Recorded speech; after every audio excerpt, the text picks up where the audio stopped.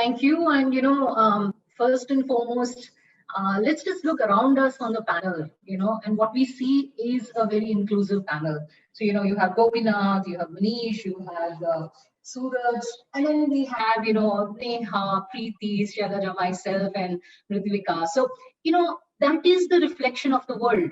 And, when people talk about diversity, inclusion, it's actually the law of the nature to have equal representation.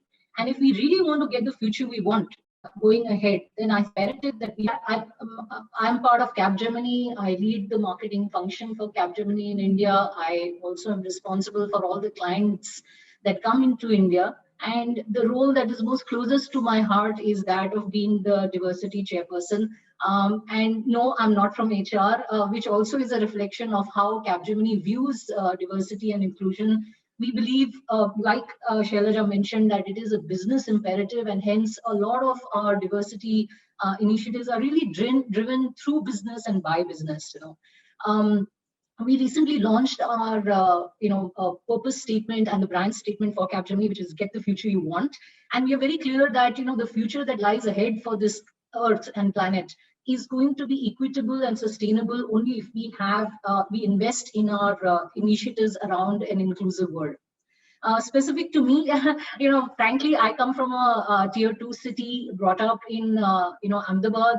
And along the way, when I was growing up, the kind of support and encouragement I got from every, segment, whether it's my teachers, whether it's the organizations I work with, helped me stay on into the work and corporate ladder. And I see around me a lot of other people did not benefit from that support. So maybe I'm just lucky.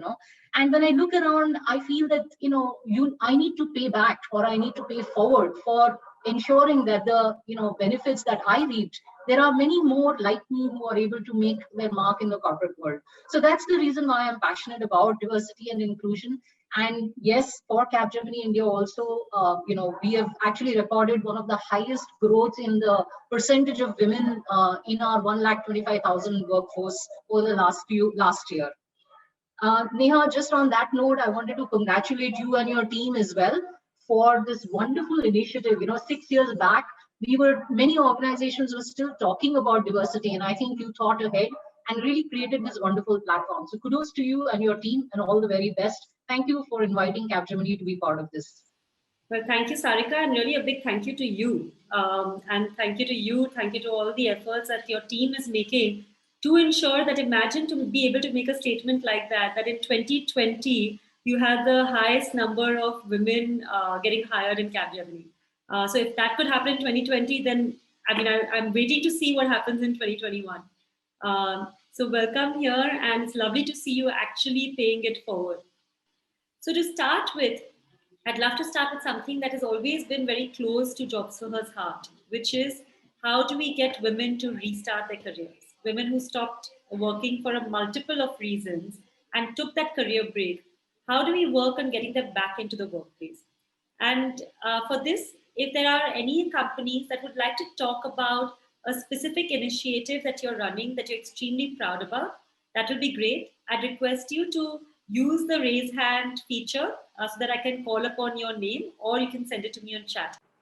Yeah, thanks. And Manish, clearly the numbers are going to climb. So good to know that in even in not so IT specific industries, there are women who are coming back.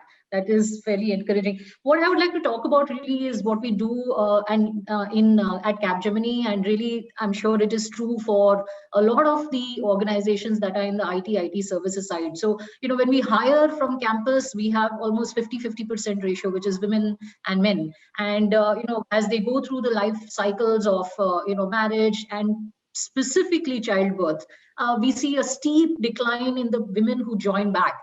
And really, for us, it became a point where it started hurting us, because we were, investing so much in them. We can see that they have a lot of potential, but really that piece, which is, linked to childbirth, Actually, it's a program which was launched quite some years back, which is called Fair Welcome. So it's farewell and then welcome, which is a program which is aimed to help expecting moms, new mothers to remain connected with the organization and also to ease return to work.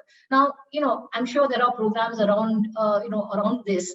What is different about Fair Welcome program is two things. One, the focus is not only on the woman. So of course there is a whole lot of information that we provide expecting moms in what to expect when they are on maternity, what are the tools and some of the things they can leverage as best practices. But this program centers around the managers as well. So there is a sensitization which is done to managers as well, so that whenever the woman is ready to come back to work, right, they are able to ease her into the workplace. Of course, there is a skill map that is done nowadays. The maternity leaves have been extended to 6 months.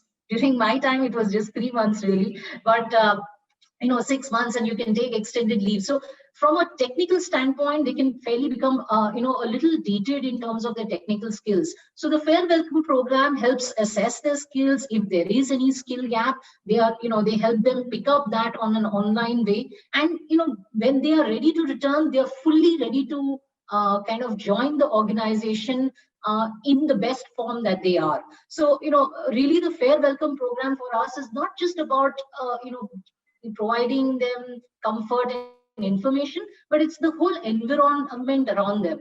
There is a buddy that is assigned to each woman who is proceeding on maternity.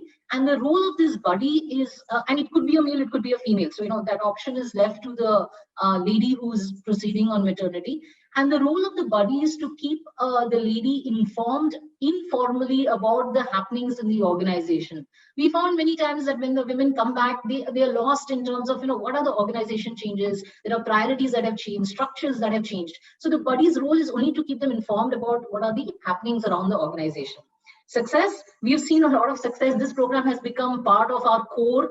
We've seen 90% of the women have stayed back with us, after they have come back from maternity. And that for us is a huge number considering the volumes that we have at those grades. So, Fair Welcome, I'm sure, has different shapes and form in many organizations. Happy to share any other ways that we can build this program to be a stronger and more vibrant program. Great, that's great to hear, Sarika. And I'm sure as others talk about the programs also, there will be certain snippets that you might be able to pick up from that, which might work in making the program stronger. And I love the name, by the way. Absolutely. Welcome. Well, that's the marketing team at work. Absolutely.